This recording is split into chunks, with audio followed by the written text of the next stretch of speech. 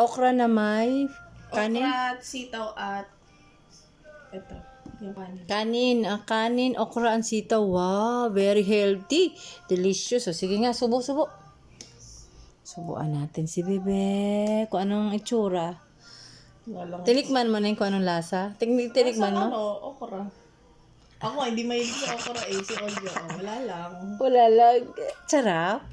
Sarap ang okra na may sitaw with rice. Tinitignan ano? Kaya, carry ba? Ngipin na yan eh. Okay lang sa kanya. Wala lang yun sa kanya. At Wala sa sanay kanya. na yan sa ano. Ampalaya nga eh, di ba? Ampalaya na may Meron chicken. naman ditong ampalaya. Ayan. Anong lasa kaya nito? Patikim nga kung anong lasa, bebe. Tikman ko nga sa ano ko.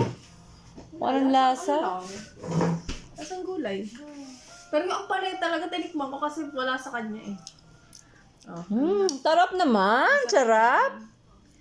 Sarap kahit ako matanda, kakain pala ako. Kala ko piyaki ang lasa kasi may sitaw pa eh. Uy, masarap ang sitaw. Mm. Yung sitaw, anong beans ba yan? Oo, beans. Ayun. Anong tawag ba yan? Long beans ba yan? Oo, yung mahaba.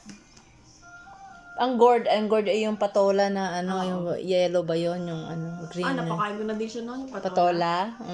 Madami na ako napakain dyan para lahat ng gulay. Si very healthy.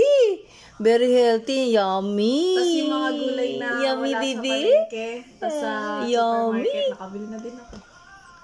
Mga spinach, yung tawag doon. Sarap naman siya, Ning eh.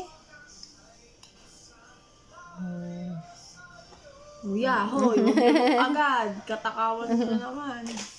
Maduduwal-duwal ka na Teka, may nagmi-miss call sa akin. Sino yung nagmi-miss call na yun?